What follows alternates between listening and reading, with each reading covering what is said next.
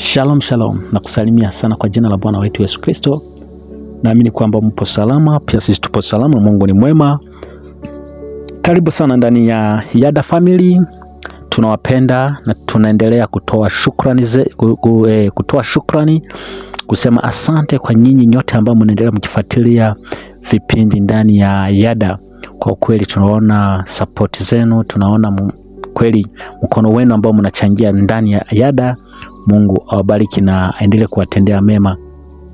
Kwa kweli ni jambo si la kawaida kuona tunashirikishana pamoja, sababu kuna wengine ambao huwa wanaanza lakini wanakosa hata watu wawili watatu wa kuwa support, lakini nyinyi hamjachoka pamoja na sisi.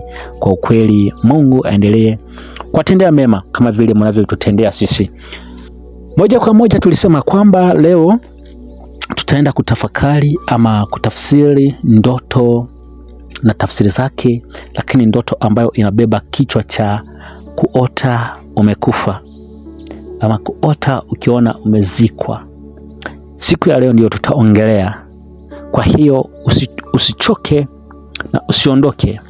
Omba kiti ama chukua kiti mahali ili upate kutafakari na kujua ni nini Mungu anaongea kupitia ndoto hizi. Ama ukiota ndoto hiyo kama hujaisoma au hujaiota, huenda kesho au kesho kutwa unaweza kuota ukajua na jinsi ya kukuja kuingia kwenye maombi ili uepukane na ndoto hii. Nilisema siku zote tukasema kwamba ndoto ni baraka. Ndoto si za kupuuzia. Ndoto ni maongezi ama mazungumzo yetu na Mungu ama yetu na malaika, ambayo huwa anapenda kutuongelesha ama kutuambia siku kwa siku. Haleluya. Kwa hiyo keti chini, tulia, tafakari na ili tuanze kutafsiri moja kwa moja. Ni ndoto ya kufa ama ya vifo. Ukiona umekufa, ukiona unapelekwa kwenye jeneza, unapelekwa kwenye shamba la wafu ukienda kuzikwa, ama unaona umepelekwa nyumbani ushago ama wapi, ukaona kijijini huko, ukaona unazikwa, moja kwa moja acha tuitafsiri. Ukiona umeota ndoto ya aina hiyo, tutaitafsiri kwa njia mbili, katika ulimwengu wa roho na ulimwengu wa kawaida.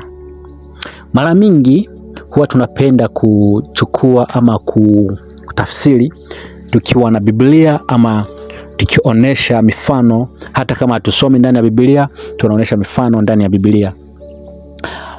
Mungu alipomuumba Adamu, alimpulizia pumzi ya uhai. Baada ya kumpulizia pumzi ya uhai, ikaonekana kwamba wanakuwa wanadamu kama mimi na wewe hivi tulivyo. Ndipo sasa Adamu walipotenda dhambi, Biblia inatuambia kwamba walikufa katika ulimwengu wa roho. Ina maana kwamba ukiota ukiwa umekufa katika ulimwengu wa roho, haimaanishi kwamba kuna kifo kinaenda kukuzunguka ama kuna kitu kinakuja kukua katika maisha yako. Hapana. Kitu ambacho ni muhimu zaidi, utakimbilia kwanza kuangalia katika ulimwengu wa roho. Huenda uangalie, je, mahusiano yako na Mungu yako namna gani? Hali yako ya kuomba iko namna gani? Hali yako ya kukaribia Mungu iko namna gani? Sababu ukikosa kuja mbele zake Mungu, ukikosa kuomba, jua wewe ni mauti. Wewe unatembea ukiwa mfu hai. Kwa hiyo ndoto hiyo ina maana hiyo ya kwamba ukiota umekufa, unajichunguza katika ulimwengu wako wa roho. Katika ulimwengu wako wa roho ndipo unajikuta una tatizo. Hapo ndipo unakuta una tatizo, aidha ulipunguza ama katika sekta moja ya maombi ulikufa, ama sekta ya uimbaji, sekta na kadhalika. Wenda kuna mahali ambapo hauko sawa ama umesimama vibaya. Kwa hiyo ni kujichunguza wewe mwenyewe. Na kwa mtazamo mwingine, katika hali tu ya kiroho, maanisha kwamba inakuja kama onyo ya kukuwa makini sana ya kukaa makini sana katika sekta mbalimbali za kiroho. Na ndoto ya namna hii ya watu kuona wamekufa katika ndoto, sometimes mara mingi unakutaga akitoka kwenye ndoto hizo, katika ndoto hiyo anakuwa na hofu, na hii hofu inazamletea magonjwa. Yes, yanazamletea magonjwa. Na kwa ingine mtizamo katika ulimwengu wa roho, kuna wakati unapitia kwenye shida fulani ya magonjwa, ya mambo kadha wa kadha, alafu kaota umekufa, huwa inaweza kuja kuashiria kwamba magonjwa ulikuwa unagonjwa kwa muda yamekwisha, ama yamekufa, yameoza, yameisha. Mungu amekuondolea laana hizo, ama Mungu amekuondolea mikosi hizo. Sasa kwa hiyo baada ya hapo sasa, ama ukisha Mungu kama amekuondolea hayo mambo yote, unakuja kujikuta sasa ni ingine ishara ya mabadiliko na mwanzo mpya katika maisha. Haleluya, wana wa Mungu. Kwa hivyo sasa, ukishaota ndoto za namna hii, ndugu zangu, sikuji ili ni kuweke uoga, ama sababu kuna wengi ambao wanatafsiri ndoto, wanaleta uoga, wanatuma watu wanakuwa na mshtuko. Tafakari sana. Ukiota ndoto hii, usiweke uoga ndani ya moyo wako, usijisumbue sana katika moyo, bali enda mbele zake Mungu. Ukiwa ni Muislamu, ukiwa ni Mkristo, ukiwa wewe hata ni pagans ambayo hauendai kanisa, lakini uko huko tu, lakini sababu kila mtu yote ameumbwa na Mungu. Mtu yote ameumbwa na Mungu. Enda mbele zake Mungu, muulize katika ulimwengu wa roho, ama muulize, mbona Mungu, mbona nimeota,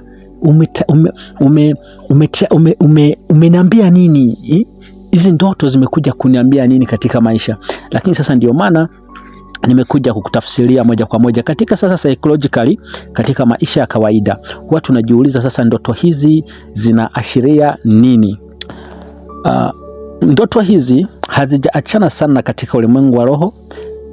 Ni ukiota ndoto hizo katika fikra tu za kawaida, ama katika kimwili, unajiuliza tu, inakuwa ni mwisho wa kipindi fulani ambacho kimekuja kufikia kikomo, ya vitu kama hivyo, ama mabadiliko makubwa ya mambo yanaenda kukuja hapa karibuni. Mabadiliko ya mambo yanaenda kukuja, kuachana na tabia zingine. Unakuta kuna kuachana na tabia mbaya, vikifika mwisho. Yesu Kristo alipobebwa msalabani, alipotundikwa, wakati alikufa, alisema yote yamekwisha, akafa, yote yamekwisha. Kwa hiyo inafika ni kikomo cha mabadiliko, ama kikomo cha mambo mabaya, cha mambo fulani, vitu ambavyo mtu alikuwa anapitia, mashida, unakuta hauna raha katika maisha, unakuja kujikuta ndio mwisho wa mambo hayo.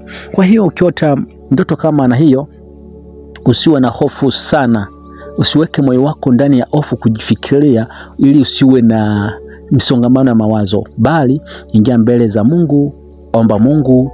Kama hujui kutafakari ama hujui kutafsiri, unaambia mchungaji fulani, ama mchungaji ambao unamkubali, anakuombea ndoto za namna hiyo.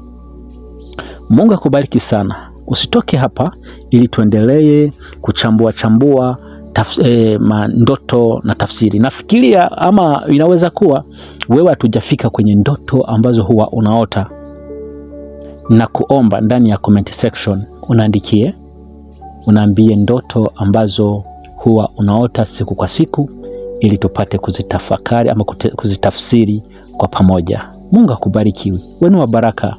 Mungu alikuumba ili uwe wa baraka, si wa kufa. Mungu hajakuumba eti ukiota umekufa ufe kabisa. Hapana, Mungu amekuumba kwa kusudi lake. Kama umeota ndoto za kufa, haujakufa. Na ndio maana huo unaota umekufa, lakini hujakufa, bado unasimama tena, unatembea, ama unaamuka, unatoka kwenye ndoto. Ingekuwa eti unaota unakufa, unapita unakufa, hapo ndio shida. Lakini Mungu amekuweka hapo kwa kusudi. Umeota hivyo, huenda Mungu anahitaji kujua katika ulimwengu wa roho unasimamaje, anakupea onyo fulani. Haleluya. Mungu anakupea onyo fulani, na kwa hiyo onyo sasa ndipo unafaa kukuja, unamrejelea Mungu, unamrudilia Mungu, unamkaribia Mungu. Mungu akubariki sana, uwe wa baraka sana tena sana. Shalom, shalom. Ombana pamoja na mimi. Jehova, tunakushukuru kwa kuwa wewe ni Mungu. Asante kwa muda huu ambao umetupea. Asante kwa ndoto hizi na tafsiri zake. Pewa sifa na utukufu. Baba, tupee moyo wa kustahimili ndoto, ili tusikimbilie hitimisho moja kwa moja, bali tubaki tukitafakari kwa wewe ni mkuu, kwa jina lako Yesu Kristo. Baba, tuondolee hofu wakati tunaota ndoto mbaya. Utuondolee hofu, utupee ujasiri wa kukaa mbele zako na kutafakari na kukuuliza. Ni kwa jina lako Yesu Kristo, mwana wa Mungu aliye hai. Amen. Shalom, shalom. Mungu awabariki sana. Tutakuja kesho tena kutafakari ama kutafsiri zingine ambazo zinafuata. Shalom.